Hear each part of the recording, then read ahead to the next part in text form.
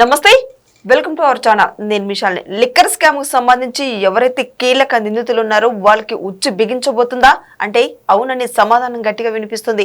దీని మీద పూర్తిగా విశ్లేషించడానికి మన దగ్గర స్టూడియోలో ఉన్నారు పొలిటికల్ అనలిస్ట్ శ్రీలీల గారు ఉన్నారు. వారిని అడిగే విషయాలను తెలుసుకునే ప్రయత్నం చేద్దాం. నమస్కారం మేడం. నమస్తే అమ్మా. మేడం, లిక్కర్ స్కామ్ కు సంబంధించి మనం చూస్తాం, గతంలో ఎప్పటి నుంచో జరుగుతుంది. ఇది వైసీపీ అధికారం కోల్పోయిన తర్వాత అన్ని వెలుగు తీస్తుంది కూటమి ప్రభుత్వం.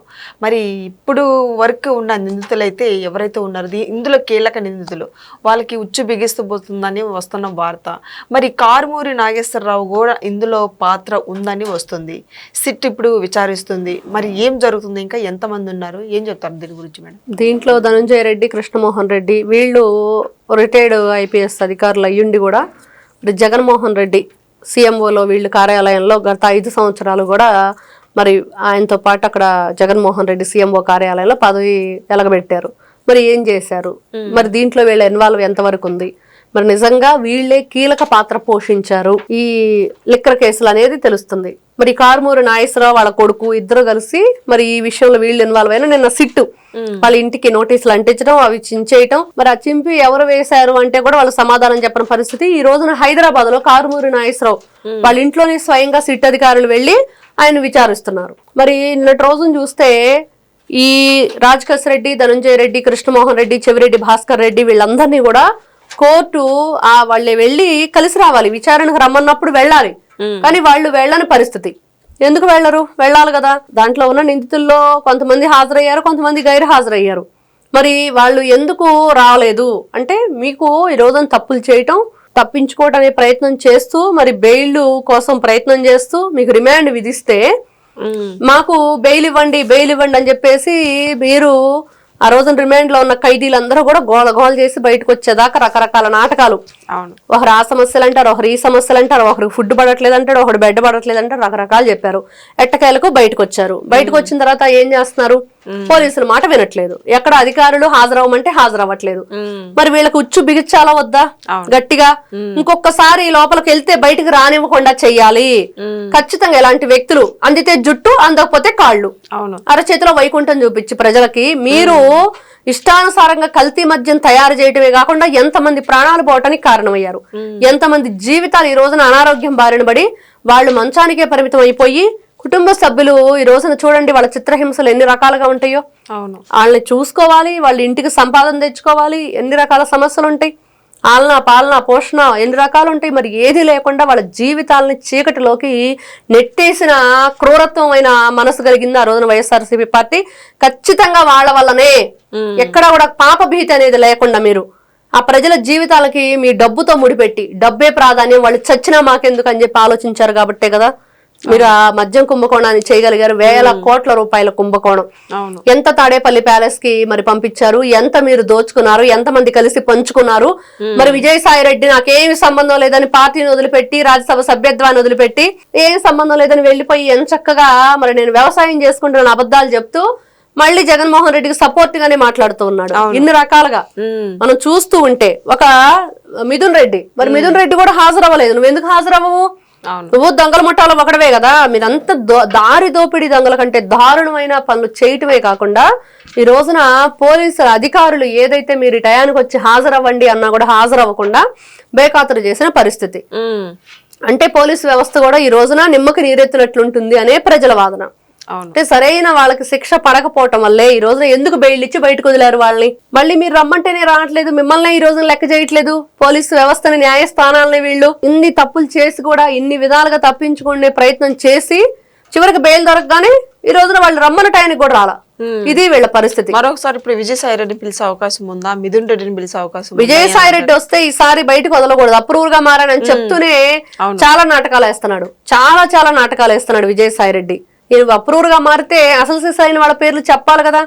జగన్మోహన్ రెడ్డికి సంబంధం ఉందని చెప్పి అందరూ చెప్తుంటే నువ్వు చెప్పట్లేదు. మిథున్ రెడ్డి పేరు చెప్పింది ఆయనే, రాజకేశ్ రెడ్డి పేరు చెప్పింది విజయసాయి రెడ్డి, ఒక ధనంజయ రెడ్డి, కృష్ణమోహన్ రెడ్డి, బాలాజీ గోవిందప్ప, వీళ్ళందరూ చెవిరెడ్డి భాస్కర్ రెడ్డి, ఎంతమంది ఉన్నారు ఈ ముఠా? ఈ దొంగల ముఠాకు అధ్యక్షుడు ఎవరు? విజయసాయి రెడ్డా, జగన్మోహన్ రెడ్డా? ఎవరు ఈ దొంగల లెక్కలు రాసే విజయసాయి రెడ్డి? నీ లెక్కలు ఏంటి? ఈ తప్పుల తడకేంటి? నువ్వు ఎన్ని రకాల లెక్కలు రాసావు? ఆ లెక్కల్లో మద్యం లెక్కలు లేవా? మద్యం లెక్కలు ఉన్నాయా లేవా? జగన్మోహన్ రెడ్డి దగ్గర నువ్వు ఏ విధంగా షాడో సీఎం గా పనిచేశావు, జగన్మోహన్ రెడ్డికి జైలు మేట్గా ఉన్నావు, జగన్మోహన్ రెడ్డికి నువ్వు షాడో ఎమ్మెల్యేగా సీఎంగా ఉన్నావు, ఇన్ని రకాలుగా అవును. నువ్వు జగన్మోహన్ రెడ్డి ఆత్మ అనేది వాస్తవం. మరి అలాంటి ఆత్మగా ఉన్న నీకు ఏం జరిగిందో తెలియదు అంటే ఎవరు కూడా నమ్మరు. ఇప్పుడు సిట్టు తాడేపల్లికి వెళ్ళే అవకాశం ఉందని వస్తుంది వార్త, ఏమంటే అంటే తాడేపల్లి వరకు వెళ్ళదు. ఫస్ట్ విజయసాయి రెడ్డి ఉన్నాడు, ఇంకా ఈ రోజు నీ బెయిల్ మీద ఉన్న దొంగలందరినీ కూడా లోపలికి పెట్టాలి, మళ్ళీ పిలవాలి. మీరు మీ లిమిట్స్ ని క్రాస్ చేసి మీరు గతంలో ఏదైతే ఈ రిమాండ్ లో ఉన్నప్పుడు బెయిల్ కావాలని చెప్పేసి అనారోగ్య సమస్యలు అని చెప్పి ఎన్ని రకాలుగా, ఒకటి దిండు అంటాడు, దుప్పటి అంటాడు, గొడుగు అంటాడు, మంచం అంటాడు, టేబుల్ అంటాడు, ఇంటి నుంచి ఫుడ్ అంటాడు, ఎన్ని రకాల గొంతెమ్మ కోరికలు కోరారు. అత్తగారింట్లో వీళ్ళకి అరణ్యం కూర్చోబెట్టి పెట్టినట్టుగా పోలీస్ స్టేషన్ లో కూర్చోబెట్టి పెట్టాలా? చేసిన తప్పులకి మీరు ఈ రోజున సంజాయిషి లేకపోగా, ఎక్కడా కూడా మీరు ఏం చేశారనే దానికి వివరణ ఇవ్వకపోగా, తెలియదు గుర్తులేదని మర్చిపోయే మాటలతోటి ప్రజల్ని పిచ్చోళ్ళని, మరి అటువైపు పోలీసులను పిచ్చోళ్ళు చేసిన పరిస్థితి. మరి అది ఎక్కడ కూడా వాళ్ళు నిజాన్ని చెప్పలేదు కదా, ఒప్పుకోలేదు. కాబట్టి ఈ రోజున కనీసం టయానికి హాజరవ్వండి వచ్చి అధికారుల ముందున్నా కూడా హాజరవ్వని పరిస్థితి. బాలాజీ గోవిందప్ప చూస్తే భారతీ రెడ్డి సిమెంట్, మరి భారతీ సిమెంట్ లో మేనేజింగ్ డైరెక్టరా ఏదో మేనేజర్ గానో ఉన్నాడు. మరి అంత గొప్ప పోస్ట్ లో ఉండి నువ్వేం చేసావు? ఏం చేసావు? నువ్వు దేంట్లో పాత్రధారిగా ఉన్నావు, సూత్రధారిగా ఉన్నావు? నీకు ఈ మద్యం కుంభకోణంలో ఆయనతో నీకేం పని? ఇది భారతీయ సిమెంట్ అంటే ఏంటి? మరి భారతీయ సిమెంట్ మద్యం కంపెనీతో ఎందుకు టైప్ అయింది? ఇంత ఈ డిస్టిలరీస్ ఏంటి, బ్యావరేజెస్ ఏంటి, ఎన్ని రకాలుగా ఎన్ని మీరు మరి ఆ బాటిల్లో పోసిన మందు ఏ విధంగా కల్తీ చేశారు?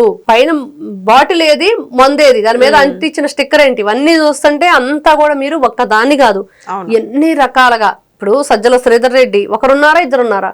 చెప్పుకుంటూ వెళ్తే ఏ 60 వరకో ఏ 70 వరకో ఉన్నారు.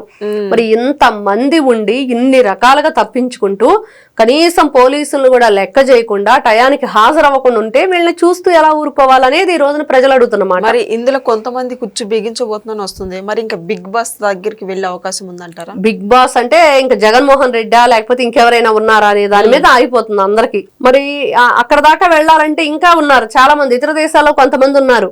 ఈ ముప్పిడి అవినాష్ రెడ్డి, ముప్పిడి ఇంకా ఉన్నారు, వాళ్ళిద్దరు బ్రదర్స్ ప్లస్ ఇంకా బోలెడంత ప్రద్యుమ్న అనే వాళ్ళు ఉన్నారు. ఇంకా వీళ్ళందరూ కూడా రావాలి బయటికి, వీళ్ళందరూ వచ్చి నిజాలు అసలు ఆ డెన్లు ఎక్కడ ఉన్నాయి, ఏ విధంగా వీళ్ళు భద్రపరిచారు, ఎన్ని రకాల ఇన్వెస్ట్మెంట్ చేశారు ఈ డబ్బునంతా కూడా. మరి బంగారం కొన్నారా, స్థలాలు కొన్నారా, మరి హోటల్స్ వీళ్ళు కొన్నారా, ఏ బిజినెస్ వీళ్ళు పెట్టారు? ఇప్పుడు మనం చూస్తే చాణక్య, మరి ఆ తర్వాత అనిల్ చోక్రా అయితే ఇంకా దారుణం. అనిల్ చోక్రా చేసినవి కల్తీ, ఏదైతే నకిలీ పత్రాలు సృష్టించడం, వాళ్ళ మీద నకిలీ అకౌంట్లు పెట్టడం, దాంతో ఏదైతే డొల్ల కంపెనీల పేరుతోటి ఏ విధంగా అతను చాలా దీంట్లో ప్రధాన పాత్ర పోషించాడు. అతను కూడా ఈ రోజున బెయిల్ ఉంది. ఎందుకు వీళ్ళకి బెయిల్ ఇస్తున్నారు అనేది ఈ రోజున ప్రజలు అడిగేది. ఇప్పుడు మేము వాళ్ళు తప్పుడు పనులు చేశారు, మమ్మల్ని ఇబ్బంది గురి చేశారు, రాష్ట్రాన్ని అప్పుల ఊబిలో నెట్టేశారు.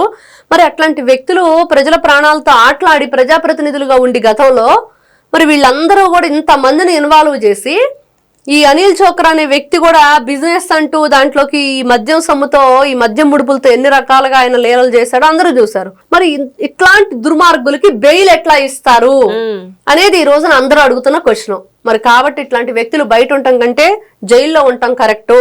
వాళ్ళ నుంచి నిజాలు కక్కించడం ఇక్కడ పోలీసుల డ్యూటీ.